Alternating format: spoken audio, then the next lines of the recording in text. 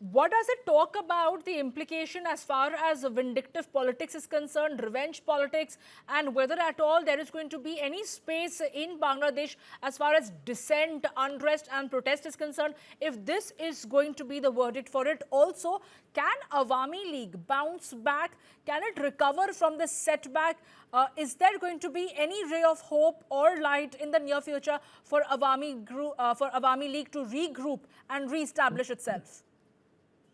I think that's true that any political party around the world, if they see their most important, most popular leader being given this kind of treatment, that will definitely catapult them into coming together, even if they had little differences, given that they have been in a difficult situation for more than a year now. So yes, I think Awami League cadres will definitely come together after this verdict, which has several issues. The kind of speed of the trial, the fact that the police chief is just given 5-year term, though the kind of they were uh, uh, the prosecutors had asked for death sentence for all three: the home minister, police chief, and the prime minister. So this sudden and a huge contrast in police chief being spared with just 5 years of jail term, and both home minister and prime minister being pronounced death sentence, again shows a little sort of political motive in this exercise in that sense. And keeping Awami League banned and denying them any participation in elections. So there is a certain amount of political motives that are clearly visible in this whole exercise as to how Sheikh Hasina has been dealt with right from July of last year. And the fact that she is in India makes India really also embroiled in this whole exercise Exactly. that we see. Professor Singh, India can't really disassociate themselves from what is happening in Bangladesh. Though they may not have any direct involvement, they are not any stakeholders as far as Bangladesh unrest and politics is concerned. But how does it impact India's relation with Bangladesh going forward?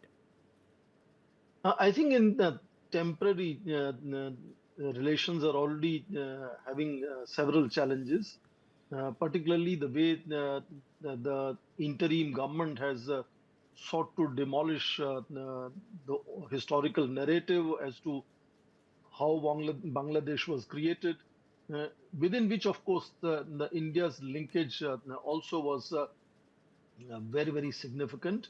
But the role of Awami League and their leaders, this whole thing is being, statues were demolished, the houses are being destroyed. That kind of exercise at home and this very rapid way of building close connections with Pakistan from the country from which Bangladesh had sought independence at some stage, and also engaging Chinese, for example, they also create added challenges for India in the region in that sense. But my assumption, as I keep repeating, is I assume that once the elections are held and any popular government comes in place, they will have to think long term. They'll have to think of development of their people. People would have expectations of safety, security, prosperity from that elected government. The current government has no mandate to take substantive decisions, even when they have been doing all these things. So once the popular government comes in place, I think they will realize that the partnership with India is very significant. And we have to just wait till February, unless this verdict leads to more chaos. And we are hearing former Prime Minister Sheikh Hasina's son saying that if this disruption continues, then maybe Awami League will ensure that elections are not held in February. And in that worst case scenario, if they get further postponed, then that uncertainty and anxiety in Bangladesh will have its impact on India-Bangladesh relations. Professor Singh, you did mention that how Sheikh Hasina was seen as someone who brought in economic development in Bangladesh, but now the situation that is brewing in Bangladesh, how does the economic development and the investment climate of Bangladesh gets impacted with verdicts like these, especially for someone who was seen as a beacon of hope for bringing about development in Bangladesh?